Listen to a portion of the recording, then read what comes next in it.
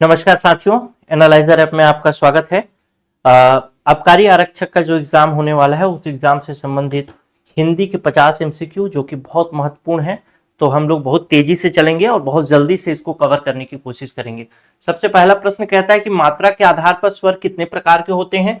तो मात्रा के आधार पर स्वरों की संख्या अगर बोले, मात्रा के आधार पर स्वर कितने प्रकार के, तो 3 प्रकार के होते हैं। एक होता है हर्स्व, एक दीर्घ, एक स्प्लूत। लेकिन अगर कभी कभी आपसे पूछे कि हिंदी वर्णमाला के आधार पर बताइए स्वरों की संख्या, तो आप बताएंगे 2, क्योंकि स्प्लूत स्वर जो होता है वो संस्कृत में अधिकतर उपयोग होता है, ऐसे उपयोग नहीं होता।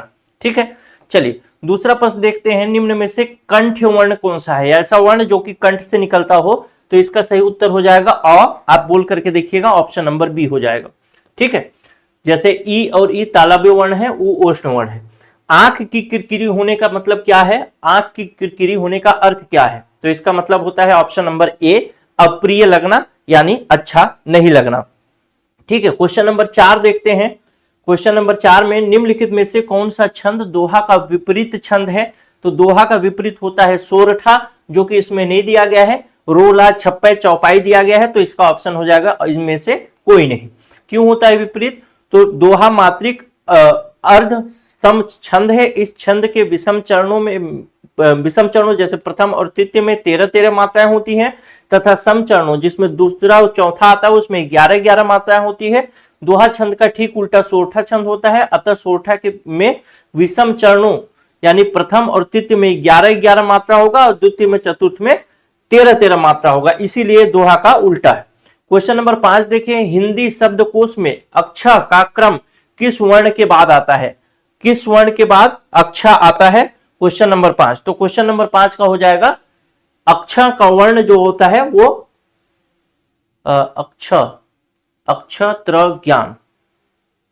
ठीक, अक्षत्र ज्ञान, तो ये आ जाएगा क के बाद। ठीक, क के बाद आएगा। शब्दकोश में अक्षर का क्रम जो है क के बाद आता है। यह एक संयुक्त व्यंजन है जो क और स वर्णों के योग से मिला है। आपको ध्यान रखिएगा, यहाँ पे प्रश्न पूछा है क्या? हिंदी शब्दकोश की बात करता है ना, यहाँ पे हिंदी वर्णमाला की बात नहीं कर रहा है। तो क के बाद आएगा अक्षर। ठीक, हिंदी वर्णमाला की बात नहीं कर रहा है, हिंदी शब्दकोश की बात कर रहे हैं। क्वेश्चन नंबर 6 देखें। निम्नलिखित कथनों पर विचार करिए। पहला, गया शब्द में केवल 2 वर्ण होते हैं क्योंकि यह 2 अक्षरों से बना है। दूसरा कथन कहता है वर्णों के समूह को वाक्य कहते हैं। तीसरा कहता है ध्वनि भाषा की लिखित अभिव्यक्ति है। Question number 6। तो क्वेश्चन नंबर 6 का क्या हो जाएगा? तीनों ही गलत हो जाएंगे। गया शब्द केवल 2 वर्ण से नहीं मिलकर के बना है। ग धन अ धन य धन आ, ऐसे 3 वर्ण हो गए। वर्णों के समूह को वाक्य नहीं कहते हैं।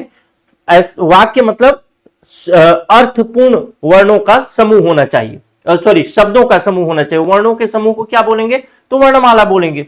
ध्वनि भाषा की लिखित अभिव्यक्ति नहीं है बल्कि मौखिक अभिव्यक्ति है, इसीलिए तीनों ही गलत हो जाएगा। क्वेश्चन नंबर 6 के बाद चलते हैं क्वेश्चन नंबर 7। क्वेश्चन नंबर 7 बोलता है कि चंद रुपए बचाने के चक्कर में कई लोगों को शर्मसार होना पड़ा। इस वाक्य में प्रयुक्त विशेषण का भेद पहचानिए। इसमें कौन सा विशेषण उपयोग हुआ है, उसका कौन सा भेद है? Question number 7। ऐसे थोड़े डीप टाइप के प्रश्न पूछे जाते हैं। तो इसमें देखिए, चंद रुपए बचाने के चक्कर में कई लोगों को शर्मसार होना पड़ा। तो इसमें कई जो है वो एक विशेषण है। कई लोग, लोगों की विशेषता बता रहे हैं, कई लोग। तो ये किस प्रकार का हो गया? अनिश्चित संख्यावाचक विशेषण हो जाएगा, option number C. Question number 8 देखते हैं।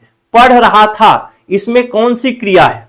संयुक्त क्रिया, सामान्य क्रिया, पूर्वकालिक क्रिया या असामान्य क्रिया? क्वेश्चन नंबर 8, पढ़ रहा था, इसमें कौन सी क्रिया है? क्वेश्चन नंबर 8 का उत्तर हो जाएगा क्या? ए, संयुक्त क्रिया।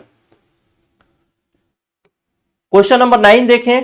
वह लाचार है क्योंकि वह अंधा है। इस वाक्य में कौन सा अव्यय उपयोग हुआ है? तो इस वाक्य में अव्यय हुआ है कारणवाचक, ऑप्शन नंबर बी। ठीक, चलिए अगला प्रश्न देखते हैं। Question number 10। कहार का लिंग बदले, यानी कहार जो शब्द है उसको लिंग बदलना है उसका। क्वेश्चन नंबर 10 का, तो कहार का लिंग अगर बदलेंगे तो क्या होगा? ऑप्शन नंबर डी हो जाएगा कहारिन। अगला प्रश्न देखते हैं। Question number 11। क्वेश्चन नंबर 11 पूछता है, ये राकेश यहां आओ, इस वाक्य में कौन सा कारक है? क्वेश्चन नंबर 11, ए राकेश यहां आओ, इस वाक्य में कौन सा कारक है? तो कौन सा कारक हो जाएगा क्वेश्चन नंबर 11 का? आपको सोच करके देखिएगा। क्वेश्चन नंबर 11 का हो जाएगा संबंधवाचक कारक है या संबंध बोधक कारक है, ऑप्शन नंबर बी। ठीक, अगला प्रश्न देखते हैं क्वेश्चन नंबर 12। कहता है नयन शब्द को लेकर वर्तनी के संदर्भ में निम्नलिखित कथनों पर विचार करिए। पहला कथन कहता है नयन बोलचाल का भाषा है जो कविता में भी चलता है। तेरे कारे कारे दो नयन होता है ना, ऐसा बोलते हैं ना, तो ये बोलचाल की भाषा है जो कविता में उपयोग होता है। तो पहला कथन तो सही हो गया। दूसरा कथन कहता है नयन ही शुद्ध संस्कृत निष्ठ वर्तनी है। बिल्कुल, नयन किसी प्रकार से स्वीकार नहीं है, हालांकि बोलचाल की भाषा में चलता है। नयन और नयन दोनों समान रूप से माने हैं, बिल्कुल गलत हो जाएगा। 1-2 सही हो जाएगा, यानी ऑप्शन नंबर बी हो जाएगा। अगला प्रश्न देखते हैं क्वेश्चन नंबर 12 के बाद क्वेश्चन नंबर 13। कर्म का तद्भव शब्द बताइए। कर्म एक तत्सम शब्द है, अब उसका तद्भव बताना है आप। तो तद्भव क्या होगा? कर्म का तद्भव होता है ऑप्शन नंबर ए काम। क्वेश्चन नंबर 14 देखें, अमित शब्द का विलोम शब्द बताइए। अमित शब्द का विलोम शब्द बताना है। ऐसे सामान्य सा छोटा सा प्रश्न पूछ देगा, लेकिन वहां पे बना नहीं पाएंगे आप लोग। तो अमित शब्द का विलोम शब्द क्या हो जाएगा? परिमित, ऑप्शन नंबर सी। अगला प्रश्न देखते हैं, छिछला शब्द का विलोम शब्द कौन सा होगा? छिछला शब्द, छिछला मतलब ऊपरी आप देखते हैं, छिछला का विलोम क्या होता है? गहरा होता है। क्वेश्चन नंबर 16 देखें, भुजंग का पर्यायवाची शब्द बताइए। भुजंग किसको बोला जाता है? सॉरी, भुजंग का पर्यायवाची शब्द कौन सा नहीं है वो बताना है आपको। भुजंग मतलब सांप को बोला जाता है ना भुजंग, तो भुजंग का पर्यायवाची कौन सा नहीं है? तो गरुड़ इसका पर्यायवाची नहीं होगा। अगला प्रश्न देखते हैं क्वेश्चन नंबर 17। क्वेश्चन नंबर 17 कहता है सितरतु का संधि विच्छेद कौन सा है? ऑप्शन ए, बी और सी में से सी डी में से आपको चुनना है। क्वेश्चन नंबर 17, क्वेश्चन नंबर 17 का क्या हो जाएगा? सितरतु का हो जाएगा ऑप्शन नंबर सी, शीत ऋतु। अगला प्रश्न देखते हैं क्वेश्चन नंबर 18। क्वेश्चन नंबर 18 क्या कहता है कि कथनों पर विचार करना है। पहला कथन कहता है कि मोर पुल्लिंग है जबकि मोरनी स्त्रीलिंग है। दूसरा कथन कहता है हिंदी में लिंग केवल नामवाचक संज्ञा पर लागू होता है, नहीं सभी पर लागू होता है। पहला कथन सही है, दूसरा गलत हो गया। लिंग का अर्थ चिन्ह या निशान होता है जो किसी वस्तु के जड़ या चेतन होने को बताता है, नहीं जड़ या चेतन को नहीं, बल्कि स्त्रीलिंग या पुल्लिंग होने को बताता है। तो दोनों कथन गलत हो गया। ऑप्शन पहला कथन एक सही हो गया, ऑप्शन नंबर सी हो जाएगा सही आंसर, केवल एक सही है। अगला प्रश्न देखते हैं, जो ज्ञात इतिहास से पहले का हो वाक्यांश के लिए एक शब्द क्या होगा? जो ज्ञात इतिहास से पहले का हो उसके लिए एक शब्द बताना है। क्वेश्चन नंबर 19, तो इसके लिए एक शब्द क्या हो जाएगा? प्रागैतिहासिक काल बोलते हैं ना, ऑप्शन नंबर ए। इतिहासेतर मतलब इतिहास के बाद। क्वेश्चन नंबर 20 बताइए, अलंकार के मुख्यतः भेद निम्न में से कौन माने जाते हैं? तो कौन कौन से माने जाते हैं आप चूज कर सकते हैं। क्वेश्चन नंबर 20, क्वेश्चन नंबर 20 में सही उत्तर क्या हो जाएगा? शब्दालंकार, अर्थालंकार, उभयालंकार। तो ऑप्शन नंबर पहला ही पता चल गया, उभयालंकार तीनों हो गया। इसमें रसालंकार ऐसा कोई अलंकार पढ़े नहीं, मिश्र अलंकार भी नहीं पढ़े हैं, इसमें भी भावालंकार मिश्रा अलंकार दिया है, तो यह ऑप्शन नंबर ए हो जाएगा। अगला प्रश्न देखते हैं क्वेश्चन नंबर 21। क्वेश्चन नंबर 21 कहता है फूल सी सुकोमल मृदु भावमयी देवयानी कच्छ के बिना न जी सकेगी, यह निश्चित है। यह निश्चित है, ये है, इसमें क्या बोल रहे? उपमा है, रूपक है, उत्प्रेक्षा है, क्या है बताना है। क्वेश्चन नंबर 20 है ना, 21, क्वेश्चन नंबर 21। तो क्वेश्चन नंबर 21 का सही उत्तर क्या होगा? ए हो जाएगा, उपमा, यानी उपमा दिया गया है फूल से सुकोमल कच्छ के बिना जी न सकेगी। बाकी डिस्क्रिप्शन में है, आपको पीडीएफ भी मिलेगा, पढ़ लीजिएगा। क्वेश्चन नंबर 22, आलोचना करना के अर्थ हेतु उचित मुहावरा दिए हुए विकल्पों में से कौन सा है? जी छोटा करना, दांत दिखाना, दो टूक बात करना या टीका टिप्पणी करना। तो आलोचना करना मतलब क्या होता है? टीका टिप्पणी करना, option number D. Question number 23 कहता है निम्न कथनों पर ध्यान दीजिए।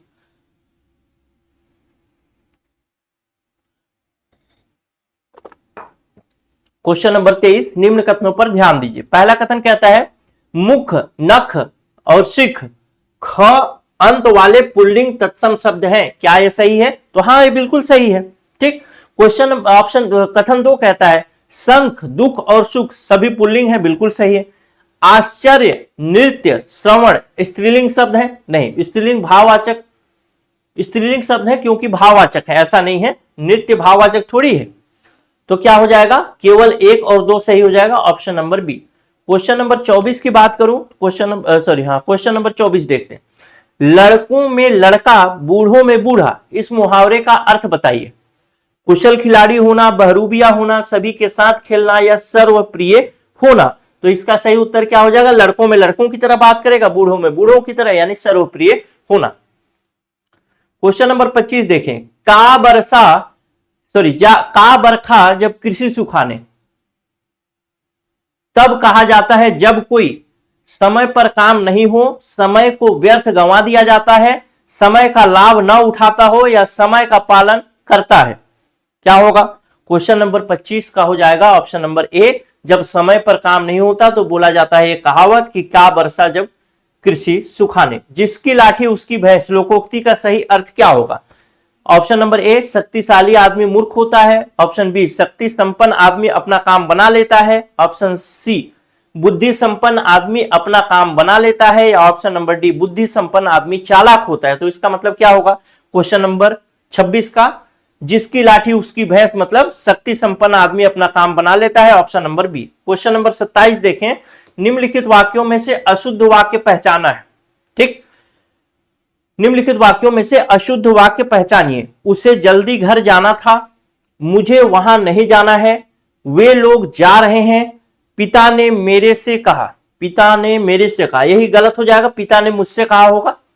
ठीक। अब क्वेश्चन नंबर 28 देखें।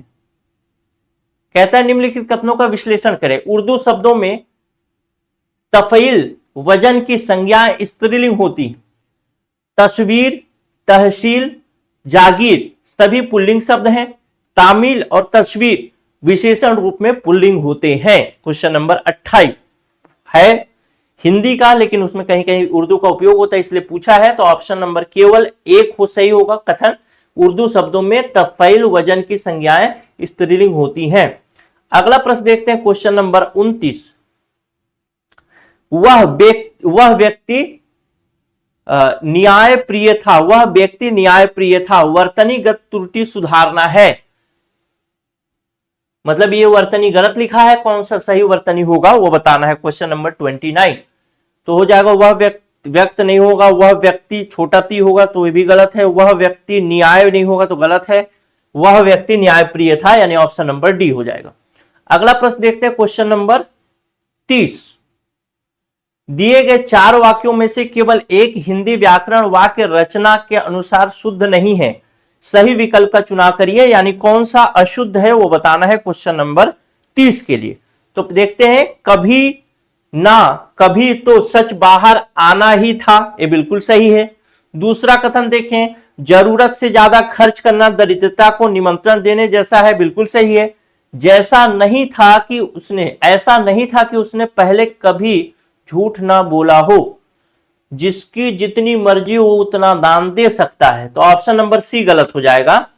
क्या होगा? ऐसा नहीं था कि उसने पहले झूठ बोला था, वाक्य त्रुटिपूर्ण है। वाक्य में की के स्थान पर की का प्रयोग होना चाहिए। जैसे क्या देखें, देखिए ऐसा नहीं था की, बड़ा की है, यहां पे छोटा की होना चाहिए बस। Question number 31। हाँ, क्वेश्चन नंबर 31 कहता है निम्नलिखित प्रत्येक प्रश्न में 4 वाक्यांश दिए गए हैं, त्रुटिपूर्ण अंश के अनुसार ये 9 नहीं होगा, ए होगा। ए, बी, सी और डी त्रुटि रहित होने पर डी का चिन्हांकन करना है। ठीक, इसमें से बताना है A B C D 4 option है। जैसे वाक्य है विद्यालय में जलपान को उत्तम प्रबंध है, तो इसमें और चौथा है कोई त्रुटि नहीं है। तो अगर ये गलत है तो इसको बताना है, ये गलत है तो इसको, ये गलत है तो इसको, और ये गलत है तो इसको। तो ये क्या होगा? विद्यालय में जलपान को उत्तम प्रबंध है या कोई त्रुटि नहीं है, कौन सा होगा इसका उत्तर बताइए। Question number 31। क्वेश्चन नंबर 31 क्या होगा? जलपान को, जलपान का होता तब सही होगा, विद्यालय में जलपान का उत्तम प्रबंध है, जलपान को नहीं होगा। ठीक। क्वेश्चन नंबर 32 देखें, निम्न में से कौन सा वाक्य शुद्ध है? क्वेश्चन नंबर 32 कौन सा वाक्य शुद्ध होगा वो बताना है। क्वेश्चन नंबर 32 के लिए, राम ने पेट भर मिठाई खाई, बिल्कुल सही है। राम ने पेट भर के मिठाई खाई, ये गलत हो गया। राम ने पेट भर मिठाई खाई, इसमें सभी शुद्ध हैं। ऑप्शन नंबर बी हो जाएगा, राम ने पेट भर के मिठाई खाई। ऑप्शन नंबर सी होगा ना। क्वेश्चन नंबर 32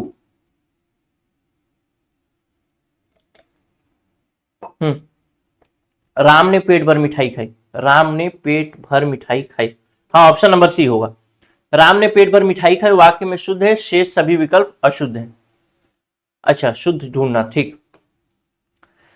धनंजय में कौन सा समास होगा ये बताइए। क्वेश्चन नंबर 33, धनंजय में कौन सा समास होगा? तो ये समास होगा कौन सा? बहुब्रीहि समास।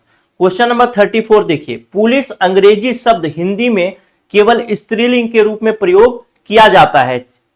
पुलिस अंग्रेजी शब्द हिंदी में केवल स्त्रीलिंग के रूप में प्रयोग किया जाता है, चाहे कार्य पुरुष करे या महिला। अब आपको बताना है।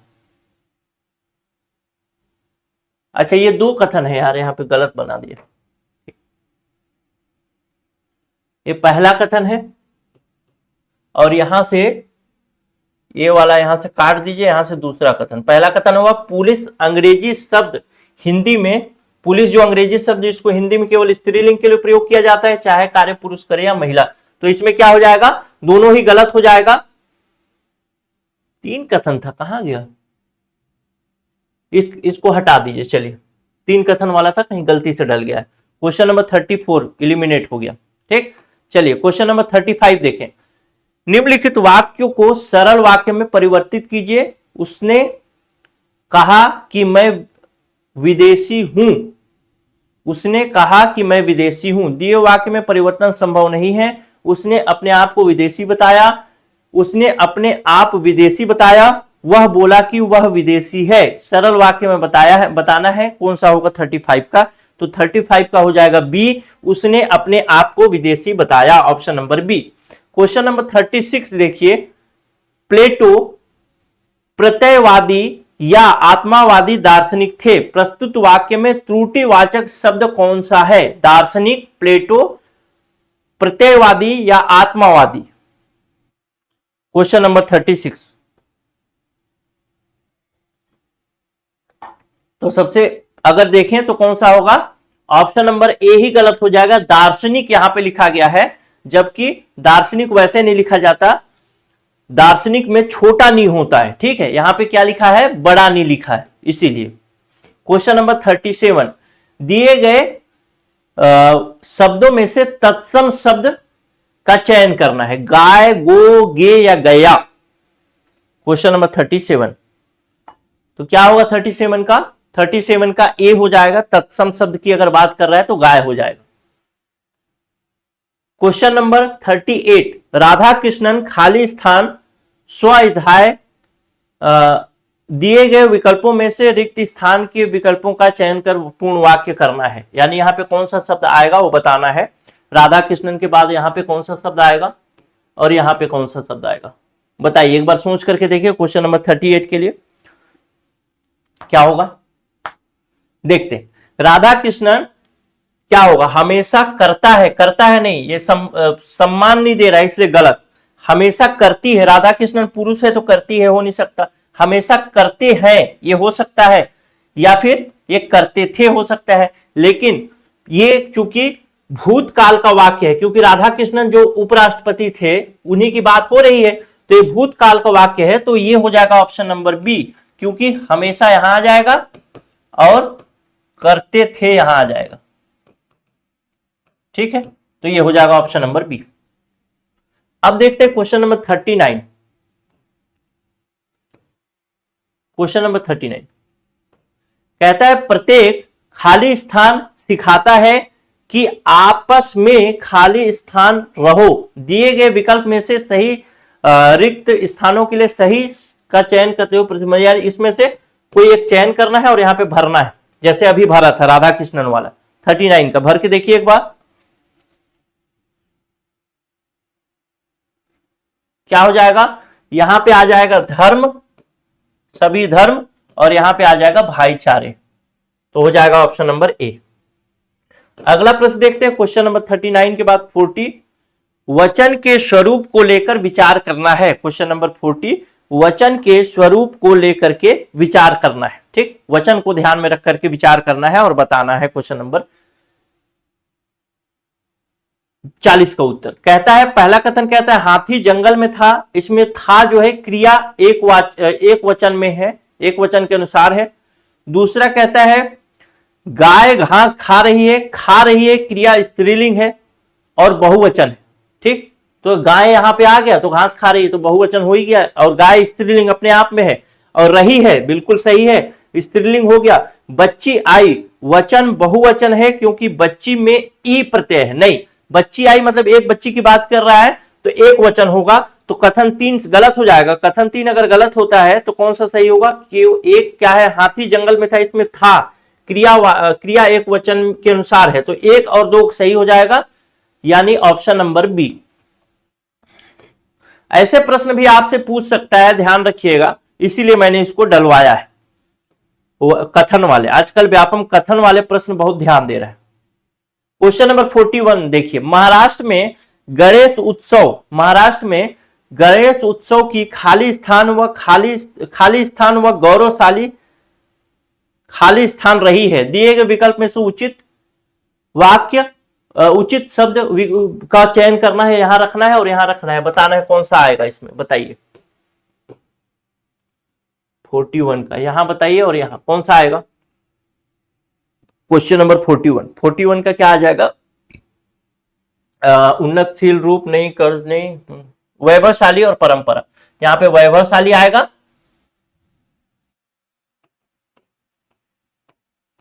वैभवशाली, और यहां पे आ जाएगा क्या, परंपरा। अब पढ़े, महाराष्ट्र में गणेश उत्सव की वैभवशाली और गौरवशाली परंपरा रही है, तो अब कथन सही हो गया। क्वेश्चन नंबर 42 देखें, हास्य रस का स्थायी भाव क्या होगा। हास्य रस का स्थायी भाव बताना है, हास होगा, रति होगा, रौद्र होगा या विभत्स होगा। तो हास्य रस का स्थायी भाव हंसी होता है, और हंसी को यहां लिखा है हास, तो यहां पे हो जाएगा option number A. Question number 43 देखिए, कहता है वर्णिक छंदों में गण कितने प्रकार के होते हैं। क्वेश्चन नंबर 43, वर्णिक छंदों में गण कितने प्रकार के होते हैं। तो भाई वर्णिक छंदों में गण जो है वो 8 प्रकार के होते हैं। कौन कौन से होते हैं यहां पे लिखा है, बाद में पढ़ लीजिएगा, जैसे य गण, म गण, तगण, रगण, जगण, भगण, नगण, सगण, इस तरीके से। ठीक, इसका लिए ये भी है, या मातारा, भजान, सालगला, ऐसे इसको याद करते हैं, आप याद कर सकते हैं। क्वेश्चन नंबर 44, भाषा में शब्द और अर्थ की दृष्टि से सौंदर्य उत्पन्न करते हैं, उसे क्या कहा जाता है। तो भाषा में शब्द और अर्थ की दृष्टि से जो सौंदर्य उत्पन्न करते हैं उसे कहा जाता है ऑप्शन नंबर बी, अलंकार। क्वेश्चन नंबर 45, निम्नलिखित कथनों पर विचार करिए। पहला कथन कहता है परिमाणवाचक विशेषण कभी भी गणनावाचक नहीं हो सकते। दूसरा कथन कहता है 4 क्विंटल चावल में 4 क्विंटल निश्चित परिणामवाचक विशेषण है। कुछ पानी में कुछ शब्द संख्यावाचक विशेषण है। तो क्या है गलत, क्या है सही, बताइए। क्वेश्चन नंबर 45, ऐसे प्रश्न आपको फंसा सकते हैं। क्वेश्चन नंबर 45 में ऑप्शन दिया है 1 3 सही है, 2 सही है, 1 2 सही है, या सभी कथन सही है, बताइए। क्वेश्चन नंबर 45,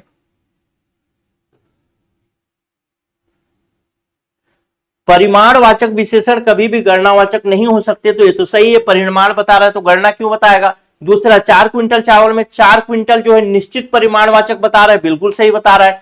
कुछ पानी में कुछ शब्द जो है संख्यावाचक है, नहीं, कुछ शब्द जो है परिमाणवाचक है और अनिश्चित परिमाणवाचक है, तो यहां पे तीसरा कथन गलत हो जाएगा, 1 और 2 सही हो जाएगा। अगला प्रश्न देखते हैं, क्वेश्चन नंबर 46, वह पंक्ति अनुप्रास अलंकार का उदाहरण है। यह पंक्ति यानी कौन सी पंक्ति आपको बताना है जो कि अनुप्रास अलंकार का उदाहरण हो सकता है। क्वेश्चन नंबर 46 में देखिए, फूल सी बच्ची, ऑप्शन बी है नव जीवन दो घनश्याम हमें, सी है चरण कमल बंदी हरिराई, ये वाला हो जाएगा। तरनी तनुजा तट तमाल तरुवर बहु छाए, ऑप्शन नंबर डी हो जाएगा अनुप्रास अलंकार। बाकी अलंकार को रिवाइज कर लीजिएगा भाई। क्वेश्चन नंबर 47, मैं सुकुमारी नाथ बन जोगू, इस पंक्ति में कौन सा अलंकार है? सभंग श्लेष, अभंग श्लेष, श्लेष वक्रोक्ति, काकू वक्रोक्ति। क्वेश्चन नंबर 47 क्या होगा? काकू वक्रोक्ति होगा। ठीक है, अब ये सब चीजें नहीं पढ़े होंगे तो आपको कोर्स में पढ़ाया हूं, पूरा पढ़ाया हूं, एक एक पॉइंट। ये काकू वक्रोक्ति, सभंग, अभंग, ये सब नहीं समझ में आ रहा होगा ना, कई लोग तो नाम भी नहीं सुने होंगे। ठीक, ऑप्शन नंबर डी होगा, ऐसा सोच भी नहीं सकते। क्वेश्चन नंबर 48 देखिए, 48 क्या कहता है? कौन रोक सकता है उसकी गति, गरज उठते जब मेघ, कौन रोक सकता है विपुल नाद। पंक्तियों की रचना अनुसार अलंकार पहचानिए, पूछता है कौन से अलंकार का उपयोग हुआ है। ऑप्शन है आपके पास चार ऑप्शन में से आपको बताना है। तो 4 ऑप्शन में से अगर आपको बताना है तो कौन सा होगा, कौन सा उपयोग हुआ है? कौन रोक सकता है उसकी गति, गरज उठे जब मेघ, कौन रोक सकता है विपुल नाद। हर जगह प्रश्नवाचक लिखा है, तो ऑप्शन नंबर बी हो जाएगा प्रश्न अलंकार। ठीक, आप लोग, कई लोग तो इसके प्रकार भी नहीं पढ़े होंगे, प्रश्न अलंकार भी कुछ होता है तो कोर्स में पढ़ाया भी। क्वेश्चन नंबर 49 देखिए, 49 कहता है चित्र तुरंग न्याय पर किस आचार्य का सिद्धांत आधारित है। चित्र तुरंग न्याय पर किस आचार्य का सिद्धांत आधारित है। अब चित्र तुरंग न्याय क्या है ये भी आपको जानना चाहिए, पढ़िएगा, पेड क्लास में पढ़ाया। चित्र तुरंग न्याय पर किस आचार्य का सिद्धांत आधारित है, तो ऑप्शन नंबर ए, बी, सी और डी है। तो इसका सही उत्तर हो जाएगा संकुंक, ऑप्शन नंबर बी हो जाएगा। क्वेश्चन नंबर 50 देखिए और थोड़ा बताइए, निम्न में से कौन सा कथन सही है। पहला कथन कहता है नियमित एक विशेषण है जो नियम से बना है। दूसरा कथन कहता है मासिक केवल संज्ञा के रूप में प्रयोग होता है। तीसरा कथन कहता है रासायनिक विशेषण है जो कि किसी गुण को नहीं बल्कि क्रिया को दर्शाता है। तो पहली बात तो देखें कि नियमित की बात करता हूं तो नियमित हाँ बिल्कुल एक विशेषण है जो नियम से बना है।